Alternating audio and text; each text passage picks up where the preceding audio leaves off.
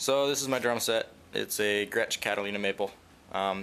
First thing you want to do is set down your carpet with nothing on it. You want a nice clean carpet. We're eventually going to draw on it, as you will see. So with the whole patience factor, you're going to want to set up your drum set exactly how you want it. Every cymbal, every drum, every angle, everything you want it exactly how you want. Make sure you spend the time setting up your drum set exactly how you want it, because we're going to be marking stuff, and if you don't mark it perfectly, that's going to affect you every time you set up. So now that we're all set up, having everything exactly how we want it to look, first thing you're going to want to do is you want to go around to every single stand. Every time you see one of these boom arms, you're literally going to take a Sharpie and just draw right around that edge. I'll show you guys here in a minute what that looks like. You previously marked where you want your cymbal to be. So this is what it's going to look like when you get it out of the car or whatever. You're going to loosen up this bolt, as you always do. You're going to pull it down, and then you'll see here, this is where I've marked it before. So I know that's exactly where my cymbal stand needs to be. I'm just going to cinch it in there, lock it down, put my cymbal on top, and this cymbal's ready to go. So when I get my floor times out of the car, this is what they're going to look like. All the legs are going to be collapsed and everything. So as I showed you before, I made a little mark on each leg. You can see there's my mark. So it's not all the way around. You don't want to do this one because I prefer where my legs stay in a stationary spot, not like the cymbals where you can just close it down. These actually rotate, so I want to make sure that I have this marked right where this little niche is in my drums. So what I'm going to do is I'm going to take this niche and I'm just going to slide it in here, line it up exactly where I placed it. We're going to lock this down, and then I'll do this to every single leg, and then once I get every single leg set, I know that when I set this up, it's going to be perfect. So I set up the top toms a little bit different than I did with floor toms. If you can see here, there's actually a little lock. If you don't have these on your arms, I highly recommend getting them. They're only a few bucks and they're definitely a lifesaver. You actually just use a regular tuning screw here to lock these things down, and then the groove will actually go in these little niches, either top or bottom, however you have it set up on your toms. So once you get them on both sides, you literally just slide the tom down on those, and then just make sure that all these stay the same. I also have another lock down here for when it goes into my bass drum. So the top toms are really easy. You just slide them down and they're ready to go. So the next step is to start removing stuff off the carpet. Now, when you remove stuff, you want to mark where it was. So what you do is you come down here, we'll do it to this china stand, and you're going to take the Sharpie and you're just going to go around the outside of every single leg on this one stand. Boom, boom, and boom. So that when you remove the stand, as you can see here, I've already done. I have that leg, and this leg over here.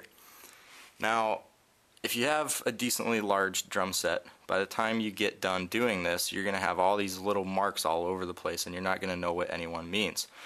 So what I have done is I've gone through every single cymbal.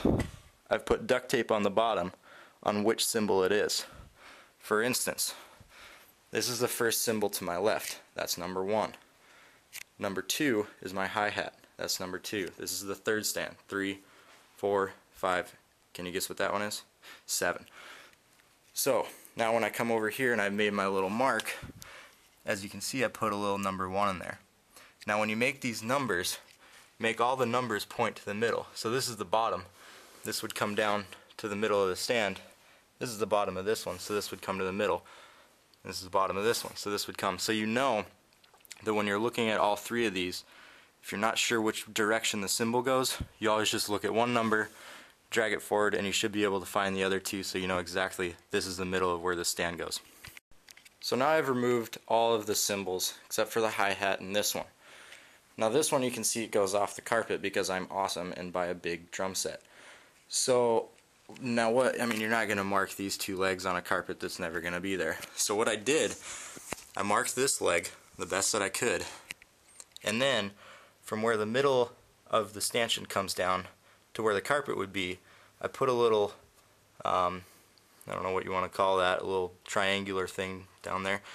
to mark where the middle of the stand would be. And I also matched it up with each leg, so that each leg you can see comes off there, and then over here. So that when you pull this stand off, I can see over here, alright, well this is number 6. And I come over here, well where's the other 2 legs? Oh, well here's the middle of it. So I know this is exactly where it goes, and this is where the front leg goes. Now for removing the toms, I labeled them a little bit different. I have a 10-inch, 12-inch, 14, and a 16.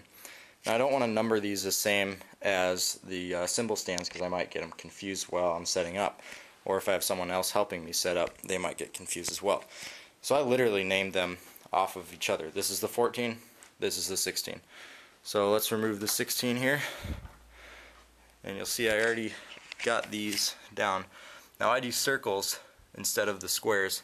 So the squares are for the cymbals, the circles are for the toms. And as you can see there's a little 16 over here, 16, and over here 16. I did the same exact thing where every single one of them points to the middle, so I know exactly where the middle of the 16 needs to go. I also did the same for the 14. Now comes the fun part where you get to draw all over your carpet. The pedals. How do I place the pedals down? Well, same idea. You're literally going to take your Sharpie and you're going to go all the way around each pedal, inside and out, so that when you remove the pedal, it literally looks like a pedal. Do the same thing for the hi-hat. Hi-hat I also did this where the cymbals come down on the ground. My hi-hat is labeled number 2, so I also kept it number 2. But so there's my hi-hat and the left of my double bass. And then with the right side of my double bass, I also went around there, and then I made a little T up here where I know the bass drum starts. And then I also did each leg of the bass drum, and then I know that I line my bass drum up with the front of the carpet, and then I did another little dot over here. So here we are, everything's off the carpet. You can see I've marked and labeled everything, from the pedals to the floor toms to the snare to the throne, all the cymbals, everything that ever touched the ground I've labeled. And I've numbered it, I've lettered it, however it's going to remind me of where this stuff needs to go, I've placed it on the carpet. Alright, scenario time. Here you are, you're at your gig, your drum set's set up, it's off to the side of the stage, the other band's moving off the stage. You have 5 minutes until you need to play. What are you going to do? Well, you have your carpet set, now all you need to do is literally take everything from off the stage and put it on. I'm going to show you how fast and easy this can be done. There you have it. My drum set's set up. I know everything's in the right spot. Everything's ready to be played, just exactly how I always play it. I don't have to go back there and tweak everything in between songs. Oh, this cymbal's not in the right spot. Oh, my pedal needs to be moved a little bit. Hey guys, hold up, I gotta do this stuff. Everything's in tune. Everything's exactly where I want it to be. I'm ready to play. How about you? So I hope that helps you guys, especially for those of you that are gigging and setting up and tearing down your drum set a lot. If you don't feel like marking up your drum set with a permanent marker, or maybe you buy a lot of new stuff and change your drum set a lot and you're not really sure if you want to commit to putting permanent marker on your drum set or even on your carpet, there's other ways around it too that are less permanent. For instance, if you go out and get like electrical tape or duct tape or any sort of tape for that matter, and just put it around the bottom. I marked up on the top here, but if you put tape around the bottom, when you fold your cymbal stand, the cymbal or this arm will slide up, and so that when you slide it back down, it'll stop right at the tape and you'll still have it saved.